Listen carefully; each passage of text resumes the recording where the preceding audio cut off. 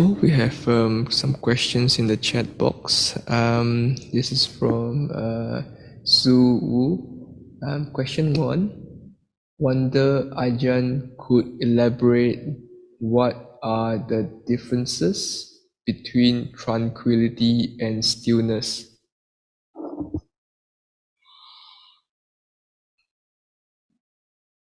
Well, it depends what you're referring to, because sometimes both those qualities arise together, don't they? If your mind becomes still, it tends to be tranquil as well. So I'm not sure whether you're referring to specific Pali terms, or like when we talk about samadhi or sama samadhi, we talk about stillness of mind. Usually that's referring to one-pointedness, meaning the mind is one-pointed on its object, so it's not moving around all over the place, picking up different objects, sight, sound, taste, smell, touch, and different thoughts. It's just knowing one object, and so it becomes still, absorbed or merging into the one object. When you experience that through your efforts in cultivating mindfulness on an object such as the breath, well, obviously the mind and body become tranquil as well. So perhaps you're referring to the word passaddhi, which refers to tranquility of body and mind.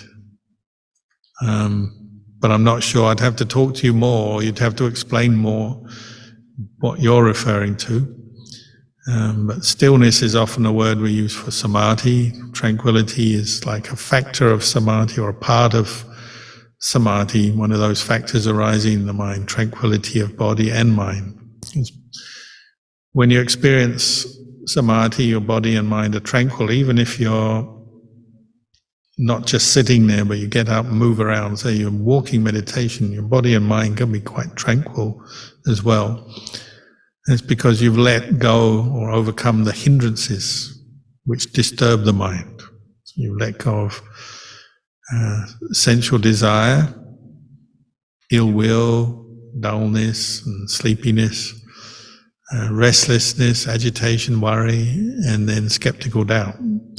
When those have faded from the mind because you practice mindfulness to the point, and possibly use some insight as well, to the point where your mind settles down on an object, well, your mind and body become very tranquil. You feel relaxed, calm in mind and body, and the mind experiences the stillness of one-pointedness. So these are all aspects of the mind, the peaceful mind in samadhi.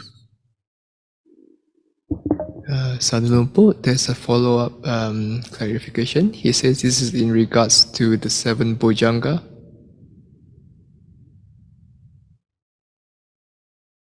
Sorry? He follow up with another message saying that this is referring to the 7 bojjhanga, 7 factors of awakening. Well, the 7 bojjhangas are these 7 factors of enlightenment. It begins with sati, mindfulness, Dhamma, investigation of Dhamma, virya, energy, piti, joy or rapture, passaddhi, tranquility, samadhi, stillness, one-pointedness, and then upekkha, equanimity. So I know of those 7 factors, equanimity is the hardest one to achieve. So it's like the culmination, but they're all working together. They're all part of the same mind. It's just the Buddha is laying out these different qualities. But you may begin by establishing or bringing up mindfulness. You may not have much equanimity yet or much tranquility yet. You need to practice a lot of mindfulness first. But as you practice mindfulness, this allows your wisdom faculty or investigation of Dhamma Vichaya, to function, doesn't it? Because when you're mindful, you can pay attention.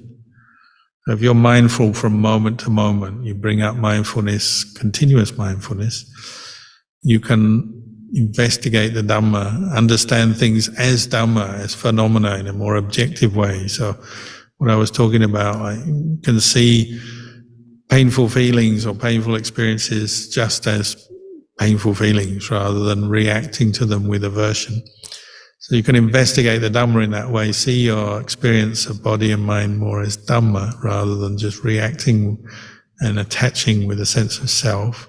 So this releases a lot of energy, doesn't it? As you become mindful, investigate the Dhamma, the mind becomes brighter, less attached, less confused, less suffering, caught up in suffering. So it becomes more energetic. And that also supports joy. The practice becomes more enjoyable. The more you do it, the more mindful you are, the more enjoyable it becomes, the less attached you, less suffering you experience. So you're enjoying the practice. That's something you experience in body and mind, the lightness of body and mind as the mind experiences more joy. And this is a precondition for tranquility. The mind settles down into tranquility, mind and body become tranquil. And this is a forerunner of stillness, one-pointedness. And the heart of one-pointedness is equanimity. So as you practice more, every moment of mindfulness brings up a little bit of equanimity, but it's not yet, you might say, complete or full equanimity, upekkha. The more you practice, though, the more states of samadhi you experience, the stronger, more continuous, and the deeper, more profound the state of equanimity, and particularly as you use your stillness to investigate the Dhamma. So these 7 factors are feeding back into each other. So if you experience equanimity, that allows you to be equanimous towards different phenomena, so then you can understand them more or see them more as Dhamma and let go of any attachment. So these factors reinforce each other and they deepen each other as you practice. Sadhu Lumpo. The second question from Zhu would appreciate it very much if Ajahn would give some guidance on how to bring the mind from complete stillness to mature equanimity and to experience some unconditional peaceful liberation during meditation. Contemplate or reflect on your experience. So generally speaking, we practice mindfulness to make the mind very firm, still, tranquil, bring up these different qualities of the peaceful mind of samadhi. But in a state of samadhi, whether it's just for a few moments or for a long period of many minutes or even hours, in a state of one-pointedness, you don't really know much other than that state of one-pointedness. It's not a state you contemplate in, it's a state you just experience and know. But it has a very good effect on the mind. It brightens the mind, energizes the mind, purifies the mind, rests the mind, and gives you a clear understanding of the mind that is peaceful, pure, and undefiled, but it's temporary. So as you emerge from that one-pointedness, you experience your 5 khandhas again in a more coarse way. You feel pleasure and pain and thoughts and memories and sights and sounds and smells and so on come into your experience. So the hardest part of all the practice is maintaining mindfulness as you emerge from that state of one-pointedness, so that you can contemplate the 3 characteristics in your experience as you emerge from your one-pointedness. So contemplate the impermanence of thoughts, just seeing them as thoughts arising, passing away, feelings, memories and perceptions arising, passing away. Contemplate them as impermanent and as Duca. They don't last. They're subject to arising and passing away. They degenerate. They don't last. And what is impermanent doesn't last. You can't take as a permanent, lasting self. So that's your training in insight. So you use samadhi as a basis or a firm foundation for cultivating insight by maintaining the mindfulness you've developed as you've been cultivating samadhi. Now you turn to observe or investigate these three characteristics in your experience. So whatever comes up in your mind, so you've been meditating in your mind, you've cultivated mindfulness, made your mind quite still, one-pointed, and that's good. And as you emerge from that, you'll start thinking again. Well, keep following those thoughts and observe them arising and ceasing rather than getting lost in them and getting caught up into all your moods and reactions to things and liking and disliking and plans and regrets and the past and the future and all of that. Maintain your mindfulness and observe arising and ceasing of mental and physical phenomena. That's the challenge. That's the challenge of vipassana. You'll notice as you do it for a little while, the mindfulness maybe starts to slip, and then you start thinking and getting lost in your thoughts again. And you're back to square one with a lot of thinking and worrying and this and that, reacting to things all over the place, and your mind is no longer very peaceful or still. So we have to keep coming back to improve our mindfulness, and then we can reflect a bit more. And as you reflect a bit more, you get better at letting go. By seeing the impermanent nature of things, you can let them go better, and that supports the one-pointedness. It's easier to get into states of one-pointedness. So these two aspects of meditation support each other. They're there together in your one mind, but they support each other.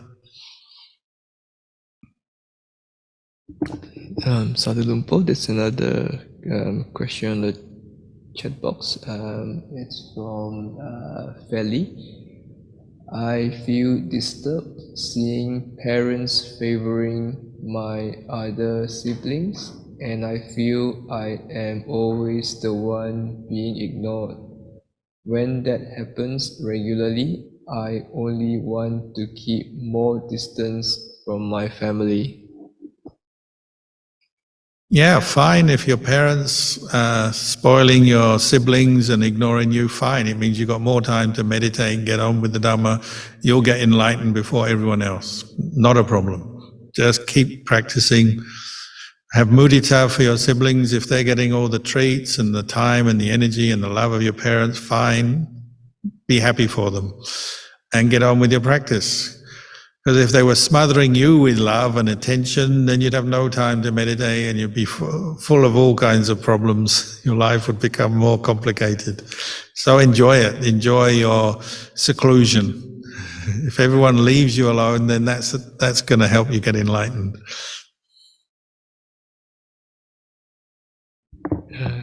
Sadhu Lumpo.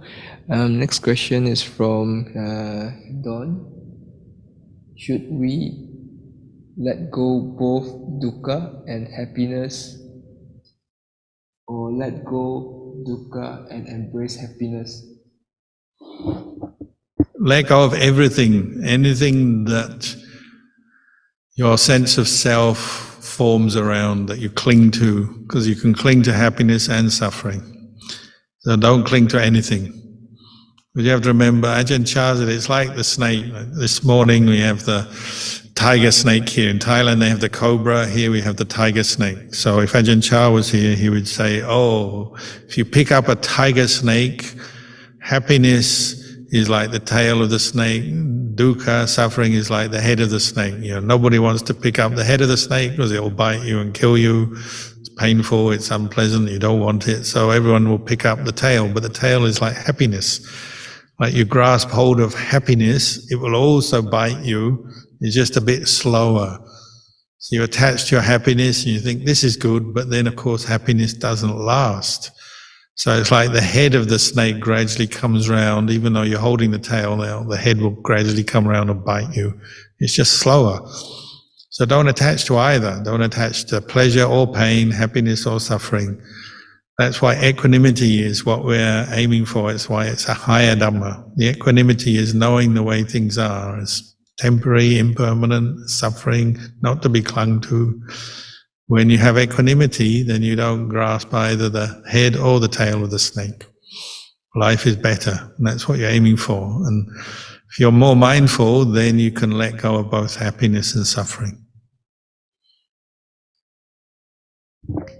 Sadhu Lumpo. The next question is from Nasrin. Dear Lumpo, I had a colleague who experienced grief from her cousin who had a stillbirth last week. The baby was well formed but died at birth.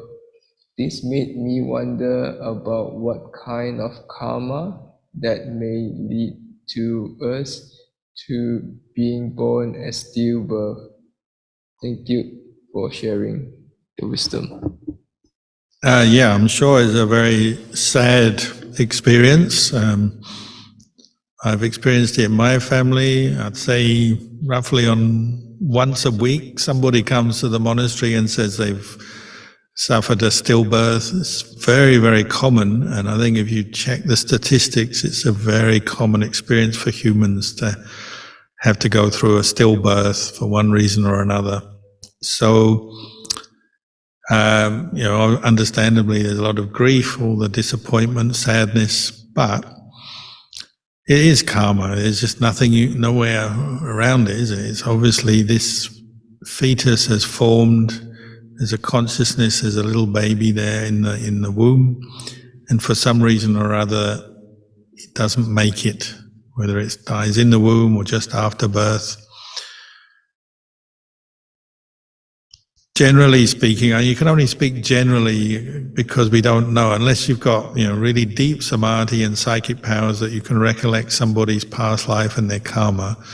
You can only speak generally according to the words of the Buddha and just through reasoning. But generally speaking, the Buddha said, short life, injury and short life comes through previous lives of killing animals or people in previous lives. The resultant karma is a shortened life, this life, or injuries. So, we don't know what karma led up to this poor baby dying in the mother's womb. But it's happened. That's the most important thing. So the mother and the family needs lots of kindness and compassion at a very sad time when they're experiencing that tragedy. So that's the number one priority. Give them lots of love and support, sympathy. But as a quiet reflection for yourself, you might say, well, maybe there's something that this being who's come into the womb of the mother and died as a stillborn baby, maybe they've created causes for that in their past. For whatever reason, they've killed animals or people in some situation. Could have been many, many lifetimes ago, and this has just come through in this way. But you can only speculate, so don't speculate too much, because it can create misunderstandings as well.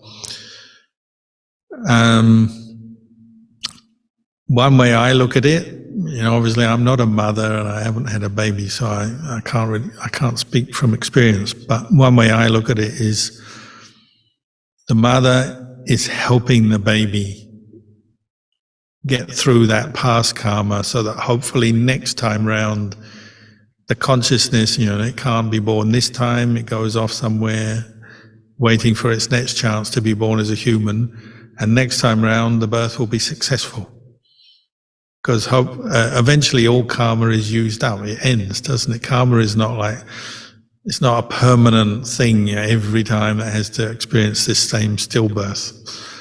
It'll happen, and then eventually that karma is used up. So then one day the consciousness that was going to be born as that baby will achieve a successful, healthy birth. So that's what you wish for. For the baby that died, you wish for them to achieve a successful, healthy birth next time. You wish that for the mother. May she have a healthy baby next time. And may that karma that led to the stillbirth be finished. Because it will finish one time, and that's what your wish is. May it be finished so they can get through it and have a healthy birth next time. That's all you can do, isn't it? You wish for that for the future. That's one reason we make merit for the dead. So even a baby that's died in the womb, you can make merit for it. You can make offerings, come to the monastery here or wherever, and offer Sanghadana and dedicate it to the baby, that stillborn baby. You make merit for it and wish that the karma be finished that led to the stillbirth. May it achieve a healthy birth next time. And you share the merits you make through doing acts of charity, acts of goodness. You dedicate that to the dead. Sadhu Lumpo, if there's any other questions, you may send them through, or otherwise, please raise your digital hand so that I can invite you to unmute.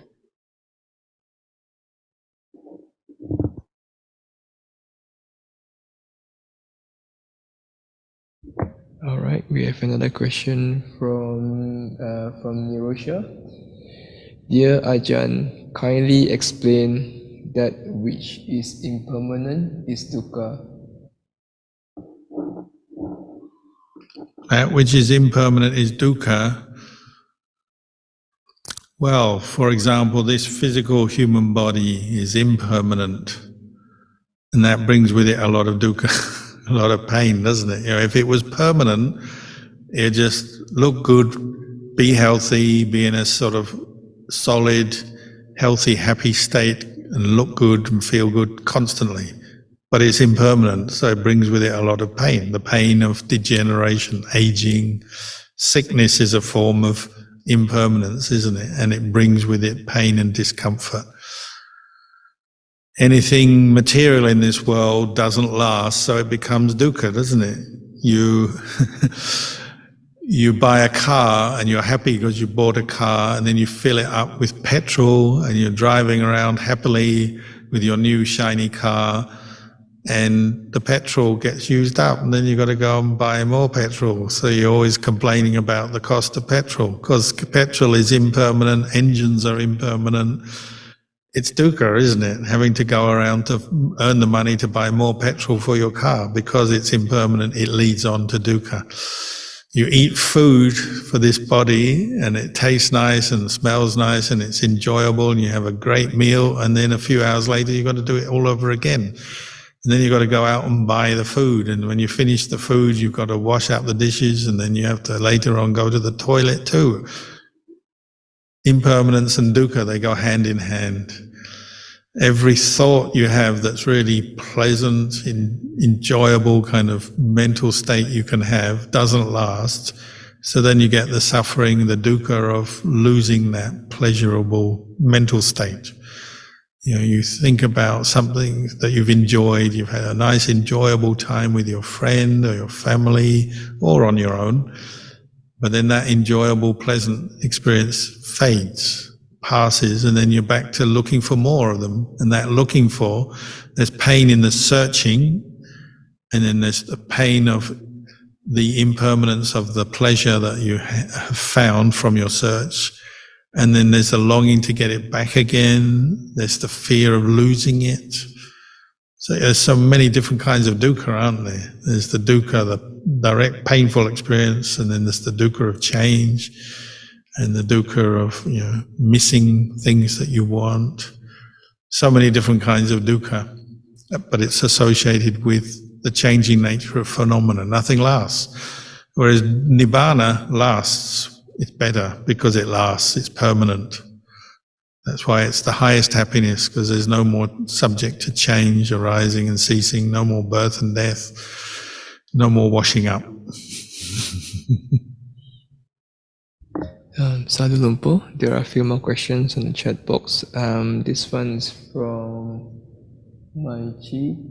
Dear Lumpo, I have no particular question, but lately when I thought about the story of two villagers picking the straw in your book of awakening, I thought of patience, endurance versus tight view or holding on a view. Could you please explain more on that? How do we know it is right to hold tight on a bit more patiently?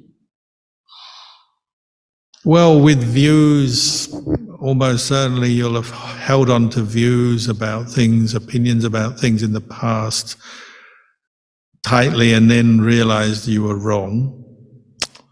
You probably all got your own experience like I do, we all do. So that gives you an insight, doesn't it? Our views are impermanent because you know it could be wrong. But while you're holding on to it, we'll use it. So you might have a view that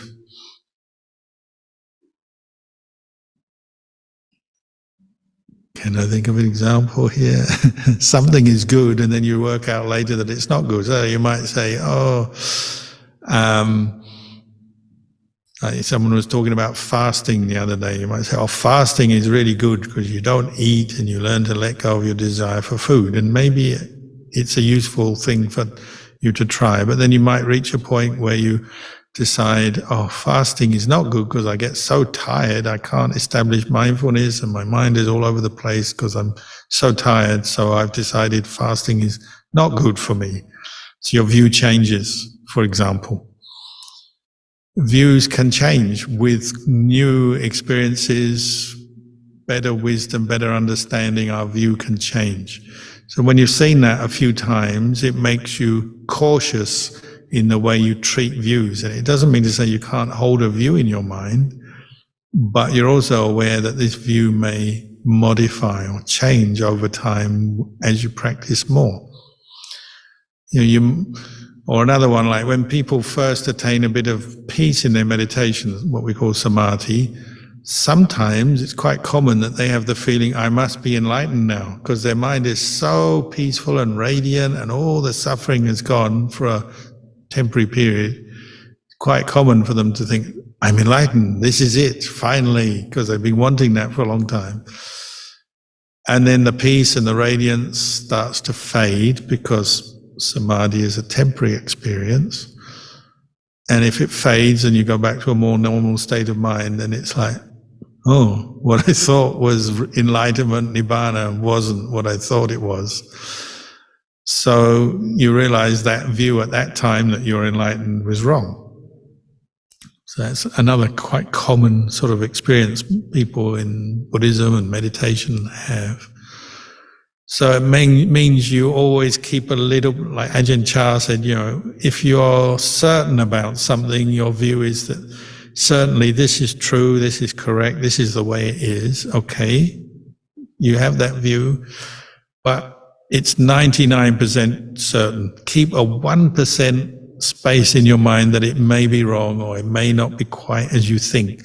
And as you keep practicing, maybe some new experience, new understanding will emerge and you realize, it's lucky I had that 1% because actually what I thought was absolutely true 100%, what I thought was true before was only 99% true. Now I realize it wasn't fully correct, fully true. So views can change. And in the beginning, our views and opinions and our sense of attachment to them is a huge obstacle in the practice. Because when we're raw, we're new to the practice, we're full of views and opinions, and they block us from receiving good information, good teaching from others sometimes. They block us from recognizing the truth sometimes in our own experience, because we're, rather than being mindful and aware of the way things are the reality of the way things are in our experience, the view, we're holding on to it so tightly, we're believing and holding on so tightly, it blocks us from seeing the truth. So example of that is, well, when you start practicing, for example, maybe you experience some anger over something. Maybe somebody called you names and you're sitting there meditating and you're angry because they called you names. You say, they called me names, they insulted me, they're so bad. And you get angry. And then you're sure you're right to be angry because they've called you names, and you remember that they called you names. You know for 100% that they called you names and it's a bad thing. People shouldn't call each other names. They shouldn't insult. So it's a bad thing, and I should be angry because they insulted me. And you're sure that your anger is the correct reaction in that situation because they did insult you, and you're 100% sure of that. And then a little bit later on, maybe your teacher comes along and says, you know, anger is suffering. You should let go of your anger. You should forgive. You should let go. But because your view is that you should be angry because they've insulted you, no, I'm not letting go because they've insulted me. They're bad. They're wrong. Who are you to tell me? And so you get angry with your teacher as well as the person who you're angry with because they insulted you.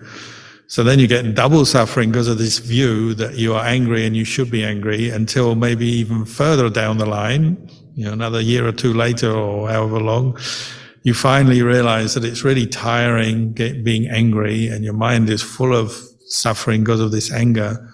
You finally realize the only way to be free from this suffering is to let go of your memory and the aversion you hold towards that person. And then you realize, oh, I was angry with the teacher, I was angry with the person, I was angry with myself, but all this anger is suffering. I'm going to let it go now, and your view changes. You know, these are just a few examples of how at one moment in time your view may be one way and you really believe it and attach to it and identify with it, and then later on you realize, no, it was all wrong. And really practice is full of that. You know, you're waking up to the truth. You gradually realize that, you know, your view is not right. But occasionally it's the opposite. Occasionally your view is right and it's tested. Maybe someone else comes along with different views, different teachings, different insights, and they challenge your view, and you keep testing your own view and think, oh, maybe they're right. But then eventually you've proven it so many times, oh, my view is correct. What I've done, what I understand is correct. You know, so it can be in different ways that you check your views, you hold on to your views. Sometimes you have to relinquish your views. Sometimes you hold on to it. You keep it because you know it's correct. But always keep 1% in your mind just in case this view is wrong and it's impermanent. Just keep that 1% there to help. You know, it's, Ajahn Chah said, it's like a release valve, pressure release valve. So just in case you need a little bit of space to let off steam or let it out in case you've got it wrong. Sadhu Lumpur. Next question is from Zhu Wu. Could Ajahn please provide some guidance on how to observe the assimilation of chitana into the mind consciousness?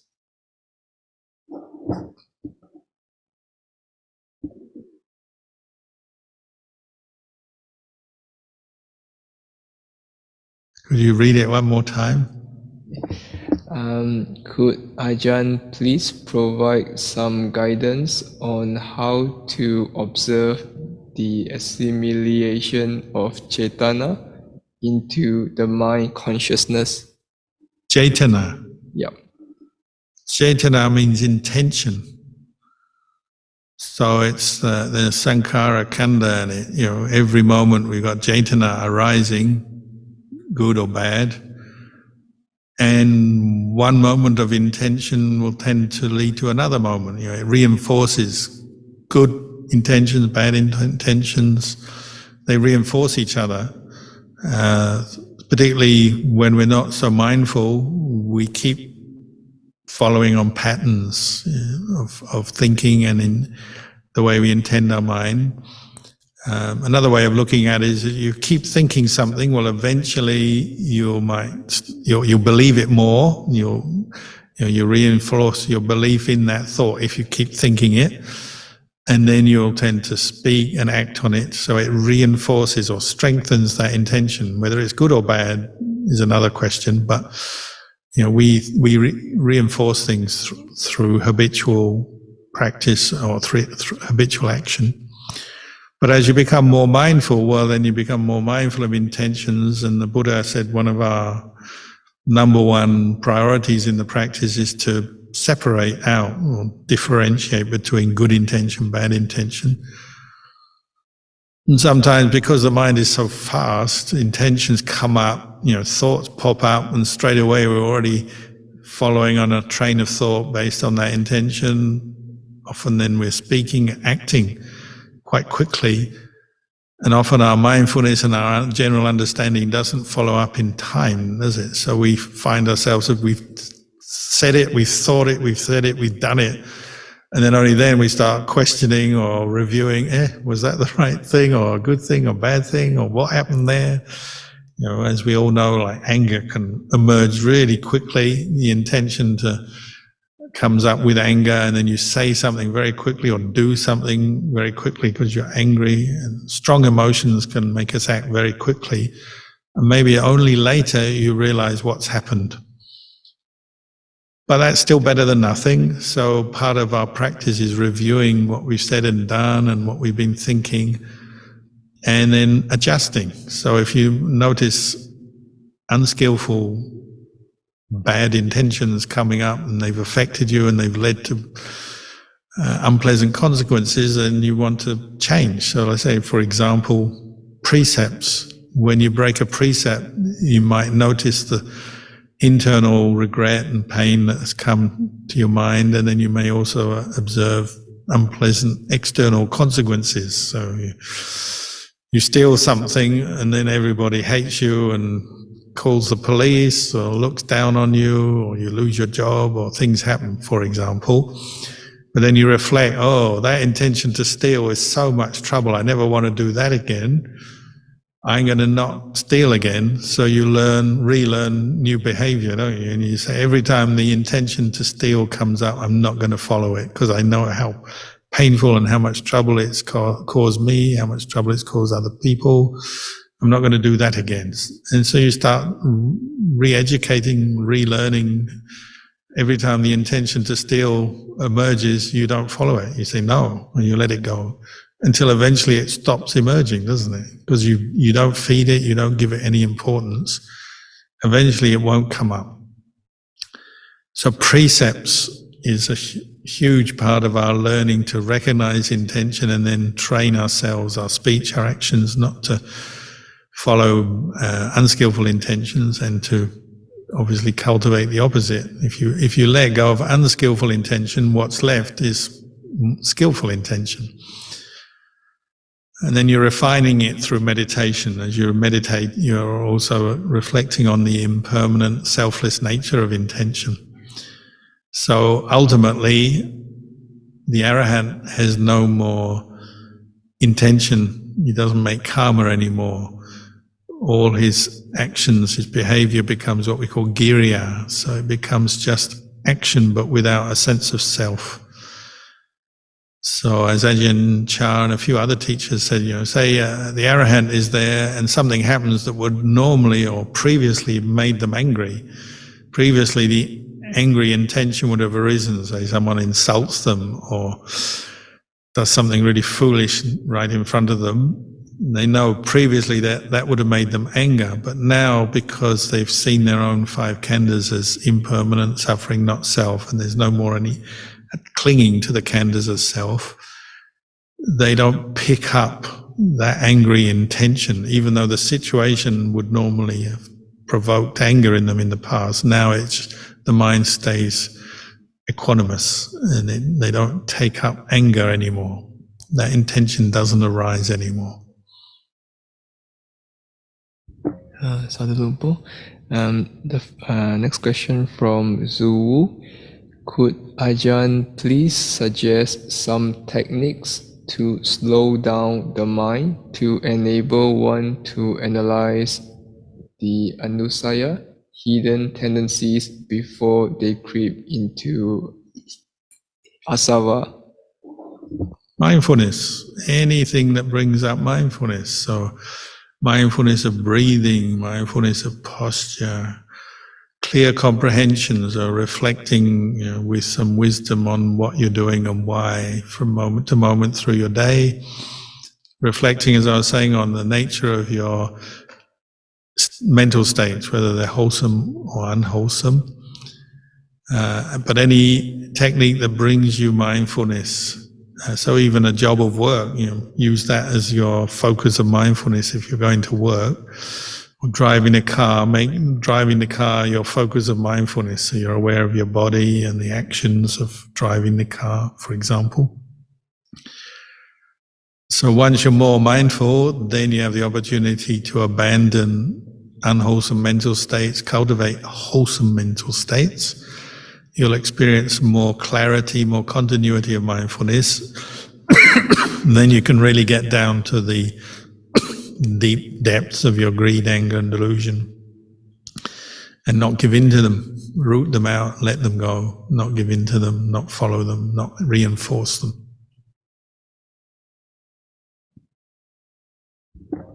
Food is a good one, isn't it? Eating food without greed.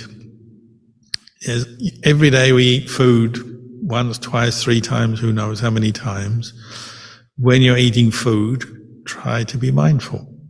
And you'll observe some really deep anusaya, latent tendencies lurking in there.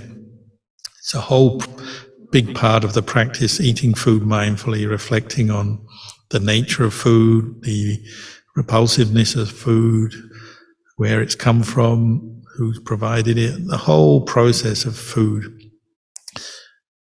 Reflecting on that with mindfulness and wisdom.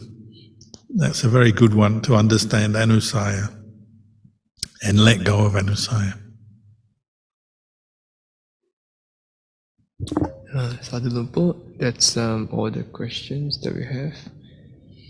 Okay, maybe enough for tonight. So we'll end the session there. We wish you all well in your practice. May you all progress in your practice of dana, sila, samadhi, panya. May you all attain enlightenment, and may you be free from suffering.